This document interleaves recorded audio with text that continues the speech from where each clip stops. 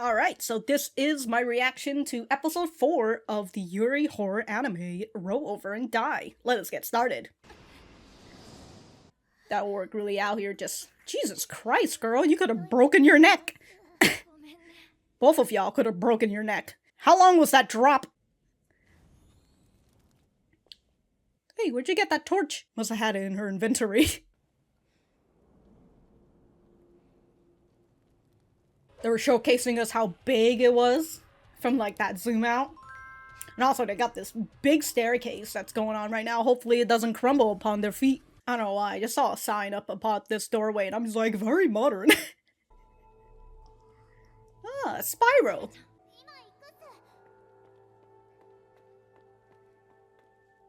Thank you for that running up scene. She ran up the flum and nothing happened.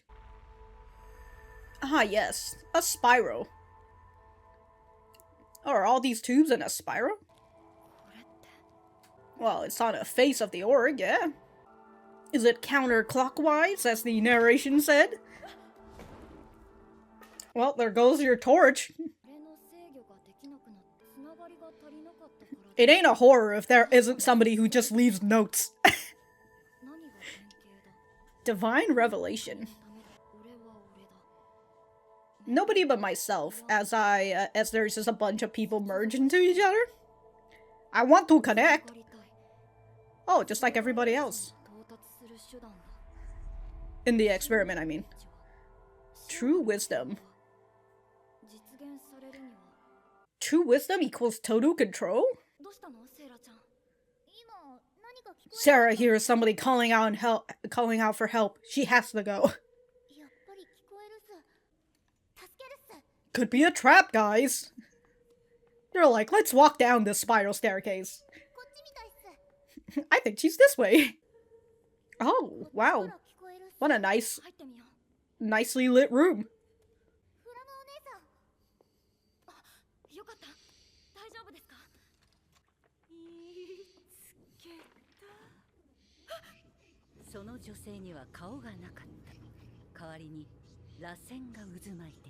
Oh no, a Rasengan! Can you take your hand off of the gauntlet?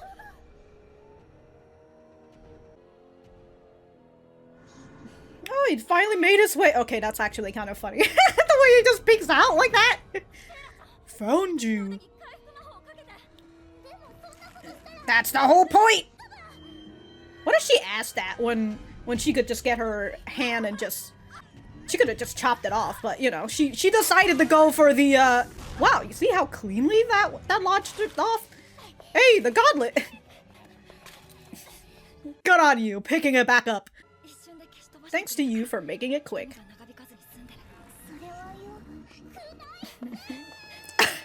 But not that. How'd you guys get out? And just back onto the spiral staircase. Well, gotta find more cursed equipment. Maybe they might have some cursed equipment on them. The same animation. I love how she's like, don't look down here. Anyway, Sara, you're coming down with me to all this pile of bodies. Well, you know what they said last episode about Gadhio looting corpses. Sorry, I mean Gadhio teaching you to loot corpses. Hey Sara, could you hold this torch for me so I can have two hands? I'll do anything it takes to survive.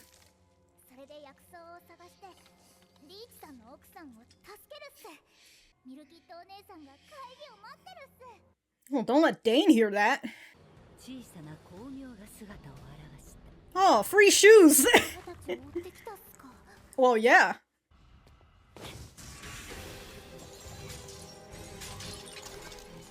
Hmm? Why is it freezing up? Is that part of the boots?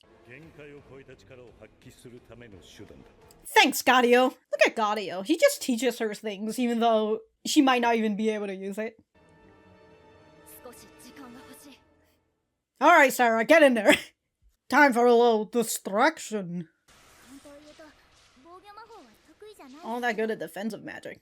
Like I said, man, people that isn't fun, like, absolutely fucked if you guys fight these people and they just twist. They just do a little spiral on your arm, you know? On your leg. Yeah, it's a good thing you guys are, like, fighting in this, like, dark area so that the animators don't have to don't have to show the surroundings as much. That was a game sound effect right there. How convenient that Sara has fallen back.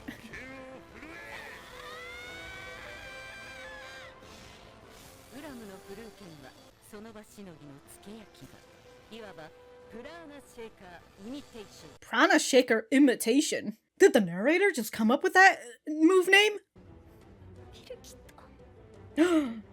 The power of Yuri Flum. Oh my god! She said the title! Wow, she reached into the spiral orb that was in its chest. Oh, y'all better get out, cause... Oh! Oh hey, another one!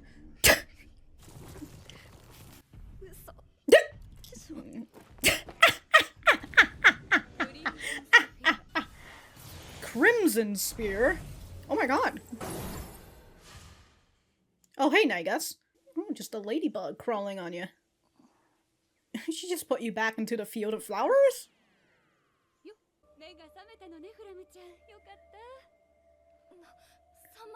She's like, I've been wondering where you were.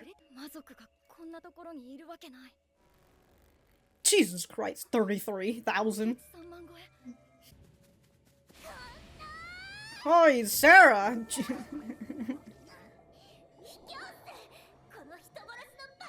No fair.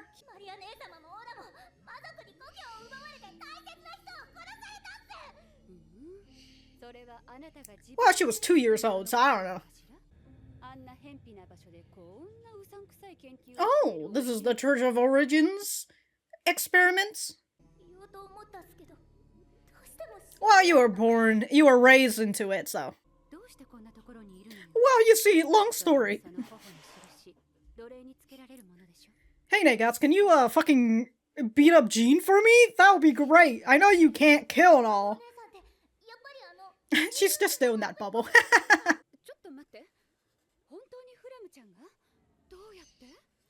I poke his heart.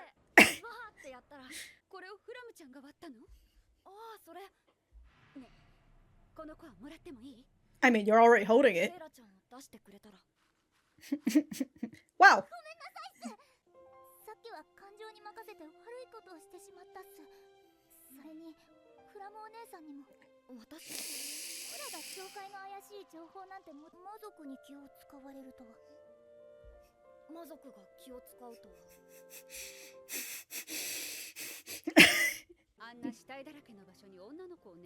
Can you blow out the exit as well?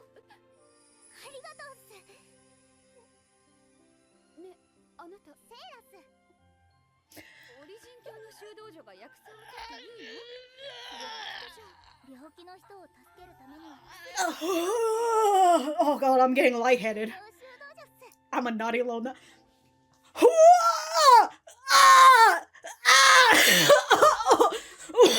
Oh my god!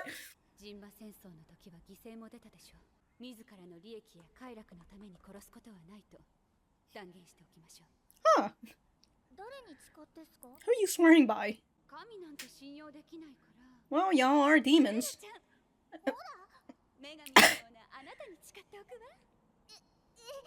I don't have enough coffee for this.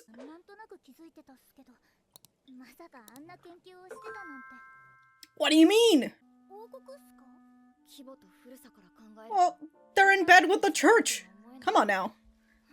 If the church fucking banned medicinal herbs, the use of it, the practice of it. Oh, hey, Milkhead, you're still fine? Oh, it's just a bear statue. Oh, it's just the end of the episode. Alright. in the video that I've made about Roll Over and Die 3-4 years ago now at this point, where I talk about the light novel. I'm not gonna talk about the light novel here, but the title that I've put for it is that it's a great horror, but an okay Yuri, average in terms of like the Yuri aspect.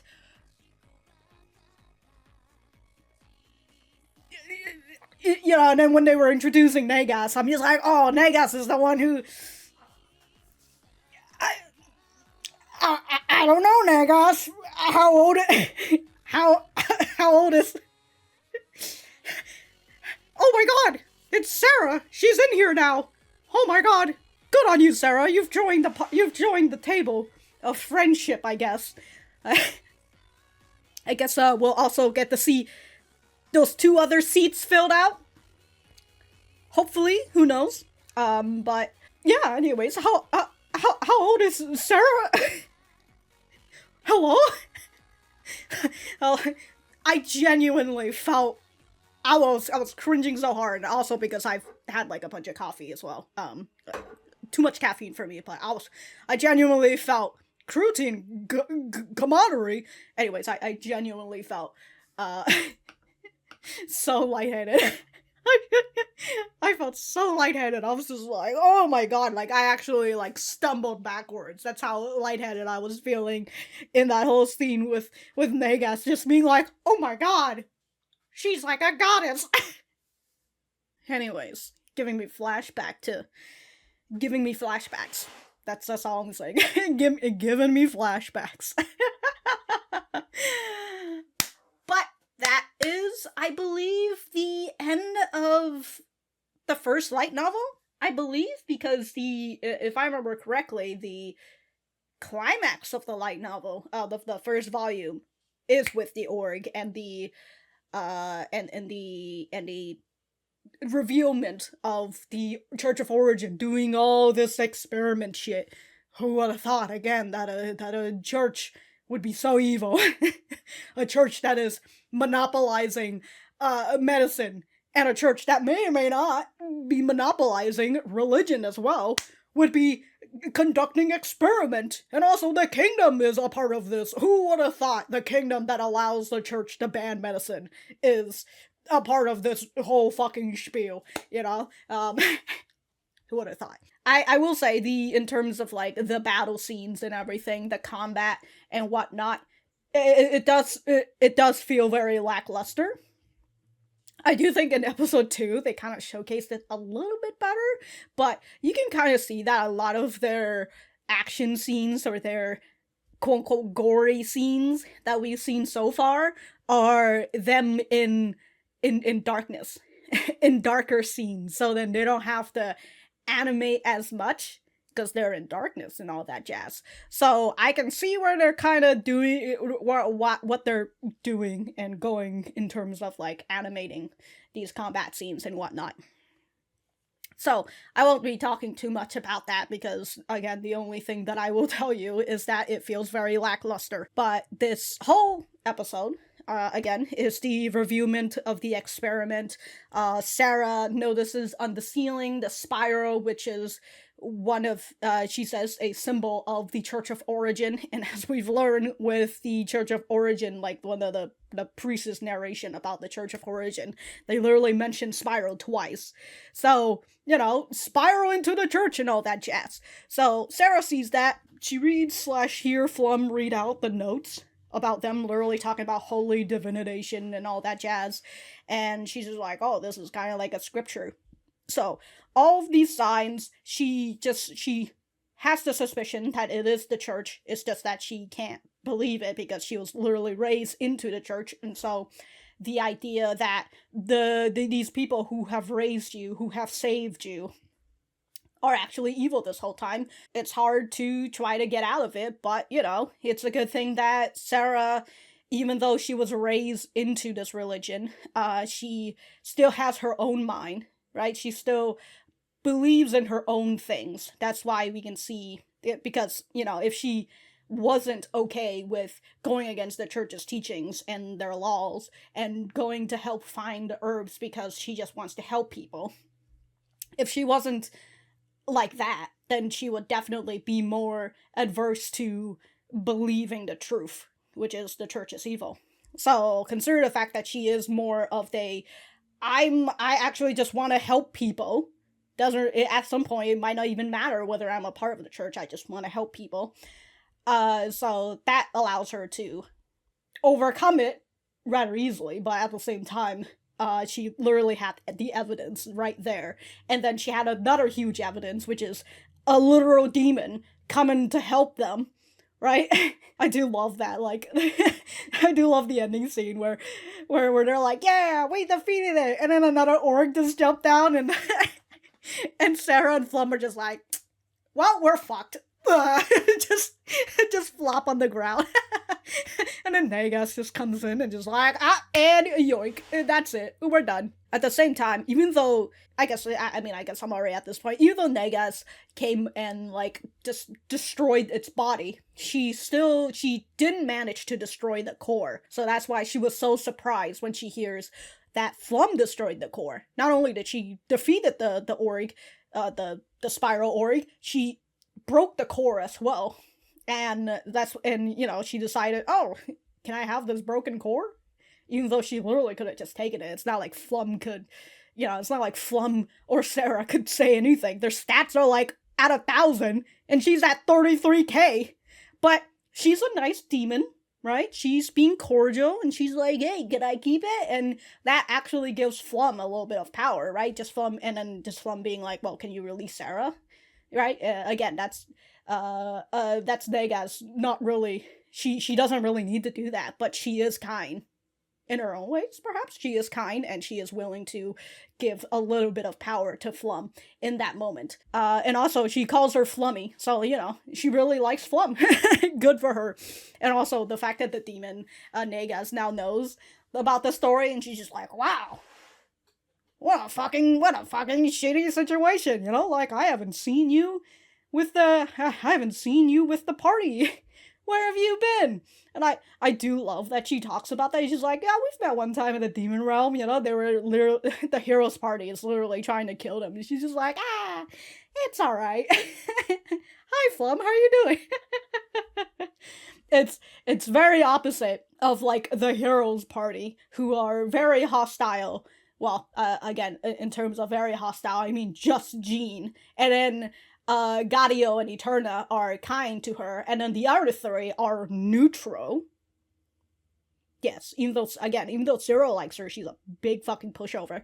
So, like, the other three are neutral. The only person who's actively hostile towards her is Jean.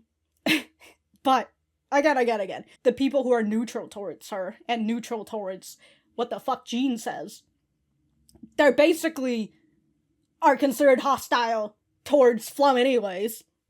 So, anyways, the hero's party is more hostile towards Flum than the demons, who are, in terms of this one demon, Neigass, who's just like, hell yeah, Flummy, what's up, Again.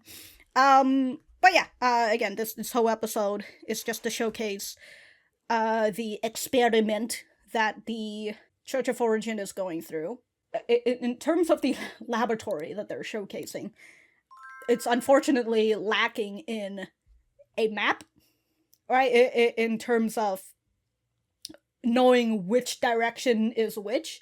And again, this was being showcased in a dark setting, so the animators don't really have to showcase you where each room is, so it kind of feels like there's a lot of disconnection, but it kind of feels like almost like a gamey sort of feel, where you pass through one door, you go through a loading scene, and a loading screen, and then you enter the next room. That's what it kind of feels like, which is unfortunate, because it kind of, again, it gives you that sense of disconnect, because you don't know where the fuck they are. Kind of like when they're, when they're hearing somebody's asking for help, which she's saying it so softly, and yet her voice is just echoing through somehow. And Sarah's just like, well, we gotta go find this person who needs help. Oh, she's over in that direction. Now she's over in that direction, like... And then they get into this area where it's all light up and shit, and it's like nobody questions why it's so lit up and why there are just pillars everywhere. Flum and Sara, I mean, and then they're just coming over here acting like fucking horror protagonists. The horror protagonist who goes and says, I hear something very weird in this creepy corridor. Let's go follow it. Exactly what a horror character would do. And so they don't question why they're in this fucking lit up room filled with a bunch of pillars. And then when the Auric pops up, which is very funny, by the way, and the way he just pops up behind the pillar, it's just like, hey guys, what's up? Like, what the fuck, dude? What the fuck? He pops up, and then they're like, oh, we gotta get out. And then immediately it cuts to them going back to the spiral staircase, and it's just like, how did you go out from that lit up room to the spiral staircase? But then the Auric was like at the bottom of the spiral staircase, you know, and then Flum is just like, oh, let's go back to the lab, and then they walk back to the lab, and it's like, again, there's a lot of disconnect in terms of where everything is. Perhaps that might not be a big issue for you, who knows, but in terms of, like, I like to know where the relative, I am, unfortunate, a logistics person, so I do like to know where everything is relatively. But, you know, if you don't care about that, then it's whatever. Oh yeah, we also got some new boots, which I need to check what was the stats again, because it was God Hater boots. Okay, here it is. God Hater leather boots. Epic. This equipment lowers your stats by 2,000. Okay, so that increases her stats by 2,000. This equipment freezes your body. Okay, so it does freeze her freeze the, I was wondering, like, she was attacking the Auric, and it was, like, doing a freeze status, and I'm like, is that the boots? Because they showcased this, but for, like, not even a second, it just pops in, and then it's just, boom! That's it. That's all. Yeah, you don't need to see anything else, alright? So, yeah, it is the boots that actually allows you to freeze. Wait, this equipment freezes your body. I guess it doesn't freeze her body, but it now freezes other people's body if she attacks them. Okay. Cool, I guess, you know? Oh my god. I realized the whole scene with Neigass started at, like, 15 minutes. And then we had a whole bunch of discussion. Wow. And Neigass came in at around the 14 minute time stamped. Oh my god, that was some long conversations y'all were having.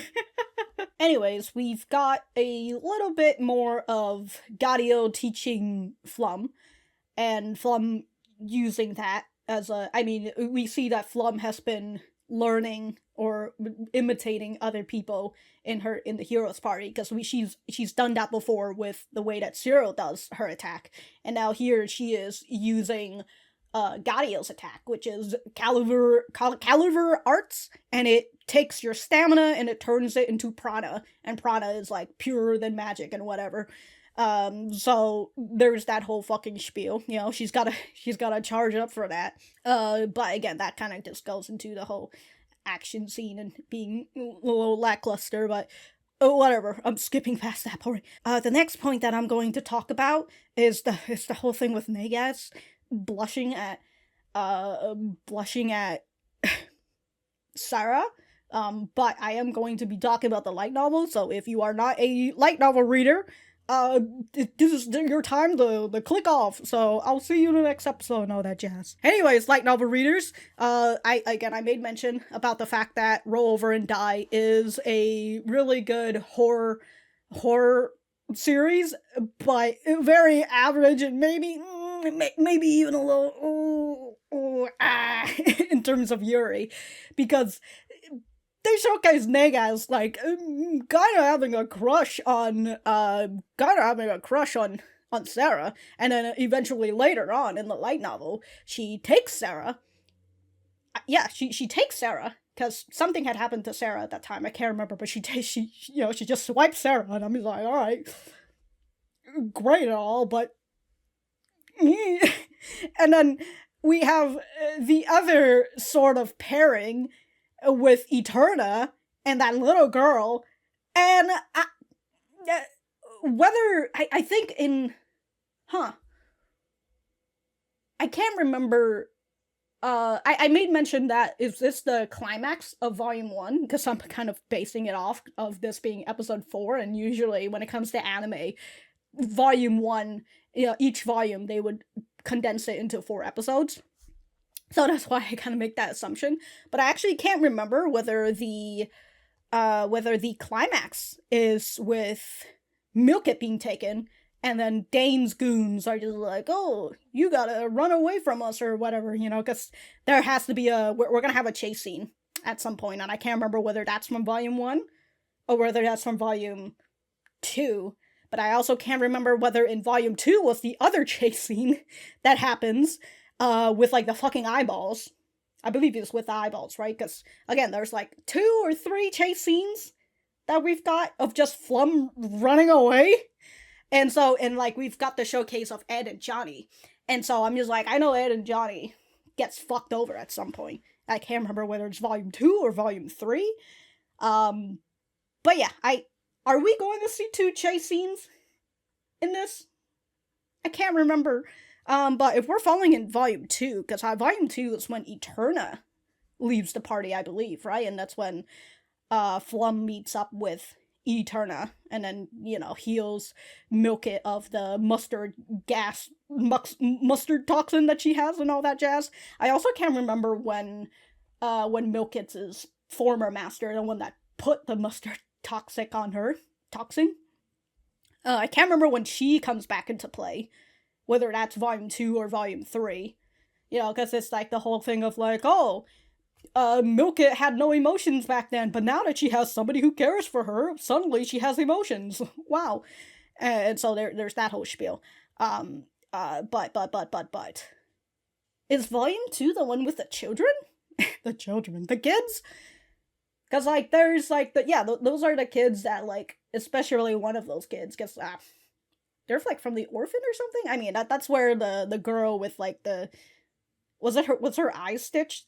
Anyways, it's one of that little girl that Eterna takes care of, and also kind of a little sus, alright? That's all I'm gonna say when it comes to the fucking Yuri shit. It's a little sus, alright? Milk It and Flum, their relationship, it's whatever. I genuinely just can't care enough about Milk It, I'm sorry. And also, there's this really weird slave indentured servitude sort of spiel that the writer writes in terms of Milk It, you know, because like, it's like, alright, Flum, I get that she doesn't understand what it means to be an actual human and not a slave, but like, you literally put her in a maid outfit. You got her out of slavery, and then you put her in a fucking maid outfit. Don't even get me started on when her mustard toxin gets cured, and Flum is just like, you know, Flum gets into this weird bandage fetish where she just loves to bandage up Milk It and then unbandage her to see her face, and knowing that only she gets to see Milk It's full pretty face, while when she goes out, she wraps herself in a bandage like she would wear a fucking hijab, you know? Like, like, it's a little sus, alright? That's all I'm gonna say. It's a little sus. And again, with the whole Neigass and Sara, and then Eterna and that little girl. And then at some point when we get to see Sara again. And that's why I say my favorite couple in this whole series is the straight couple with Maria and the other guy whose name I currently can't remember right now, but the archer guy. Like, they had such a nice and sweet scene. I absolutely love it. And we won't be able to see it until, like, volume 3 or 4. So, you know, we won't see it until then. But it's always nice to see a little bit more of Maria. And then, hopefully we'll see a little bit more of that archer guy. And finally I can remember his name. Anyways, that's it, light novel readers. If I have anything else to say, I will write it in the description down below. And, that's it. Goodbye!